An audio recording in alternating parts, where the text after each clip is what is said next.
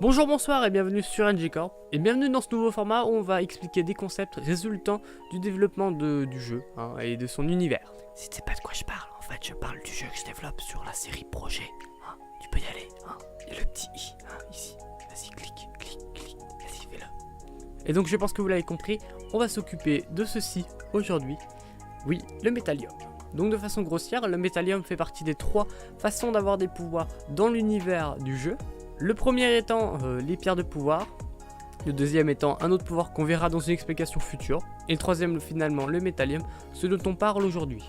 Donc le métallium c'est un pouvoir qui va nous permettre de durcir une partie de notre corps selon la volonté et non, on va réexpliquer ça plus tard, le rendant aussi dur que le métal, d'où le nom métallium, ça paraît logique.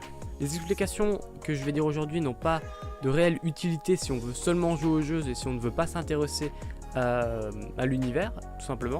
Mais si on veut s'y intéresser, c'est plutôt cool de savoir qu'il y a ces pouvoirs, d'où ils sortent et comment ils sont perçus à l'intérieur de l'univers. Donc en parlant de ça, ce pouvoir était dit comme une maladie avant qu'on l'utilise pour le combat. Tout simplement, c'est une maladie génétique qui a doté un homme, qui a forcément transmis ça à ses générations, de génération en génération.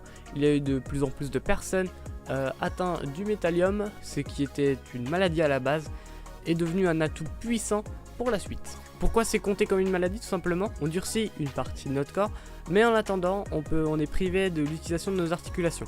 Alors forcément, quand c'est pour le combat et qu'on peut le contrôler, c'est très utile. Mais par contre, quand on le contrôle pas et que ça arrive au moment où tu veux pas, c'est très dangereux et c'est très handicapant. Mais on peut contrôler le métallium, donc c'est-à-dire quand ça arrive d'un seul coup et qu'on ne voulait pas forcément y avoir, on va pouvoir délibérer nos articulations, ou alors tout simplement on va pouvoir durcir une partie de notre corps au moment où on veut. Donc son utilisation principale c'est pour durcir une partie de notre corps en combat, c'est-à-dire pour contrer une attaque ou mettre plus d'impact dans le coup qu'on veut donner. La masse ne varie pas, puisqu'au final on est sur la même matière, les mêmes matériaux, et donc c'est juste un réarrangement des particules qui va permettre de rendre la peau très dure. Une autre application qui est plus poussée, c'est de l'appliquer sur des objets.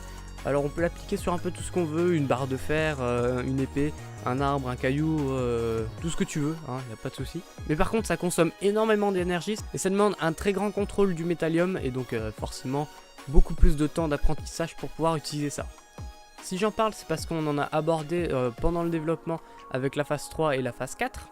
Donc dans la phase 3, ça respecte totalement les règles dites précédemment, puisqu'on applique au final sur une partie de notre corps ou ce qui peut s'apparenter à notre corps. Pour la phase 4, c'est un peu plus complexe, puisqu'au final, au premier abord, elle ne respecte pas la règle, puisque le personnage est totalement enduit de métallium, et il peut quand même utiliser ses articulations. Et c'est là où la notion d'état de la matière est sollicitée, puisqu'au final, comme le métal, elle atteint une température de fusion, et donc la température de fusion, elle est entraînée par le joueur, par le personnage qu'on joue puisqu'il contrôle le feu. Les flammes étant bleues, la couleur donne un peu la température. Pour avoir des flammes bleues, je crois c'est bien 2000 degrés, je crois, quelque chose comme ça. C'est là où l'aspect état de la matière va être important. On va entrer en fusion partielle. Disons qu'il est flexible à certains endroits clés, comme les bras, tout simplement, ou les jambes, ou d'autres parties du corps, surtout vers les articulations. Le métallium fait office de réceptacle pour les flammes bleues étant très chaudes, elles font fondre partiellement le métallium qui va permettre au joueur de pouvoir utiliser ses articulations comme bon lui semble. Donc si on veut résumer, le métallium c'est une maladie génétique qu'on a appris à contrôler pour pouvoir l'utiliser dans le combat ou avec des actions plus poussées. Ça permet le durcissement d'une partie du corps ou d'un objet, et comme on peut le voir, elle est totalement combinable avec les pouvoirs donnés par les pierres ou par le pouvoir suivant que je vous dirai plus tard. J'espère ne pas vous avoir trop perdu, c'est quelque chose que j'aime beaucoup, créer des backstory à des éléments qu'on peut penser anodins. Par exemple le métallium, j'aurais juste pu vous dire c'est le haki de l'armement dans One Piece et puis c'est fini. C'est un peu ce qui est dans One Piece parce qu'on sait pas vraiment ce que c'est le haki de l'armement, pourtant c'est là et c'est très utilisé et on n'a pas vraiment plus d'infos sur ça, à moins que j'ai loupé des trucs, c'est possible aussi. Encore une fois, si vous tombez sur cette vidéo sans savoir de quoi je parle, je vous incite à aller voir les épisodes de projet où je parle du développement du jeu et donc pourquoi ça est utile. Et donc comme je l'ai dit au début de la vidéo, je ferai d'autres vidéos explications sur des concepts de l'univers. Et je pense que le prochain sera sur les pierres de pouvoir puisqu'il y a énormément de choses à dire. Ce format est nouveau, donc n'hésitez pas à me donner vos ressentis en pouce bleu, en pouce rouge ou alors en commentaire. C'est toujours cool, ça permet de m'améliorer sur certaines choses. Comme vous avez pu voir, je suis pas encore très à l'aise avec le tableau. Je dessine pas tout le temps trop. En attendant, moi je vous remercie d'avoir regardé cette vidéo. Je vous dis tout simplement bye bye et à bientôt pour une prochaine explication.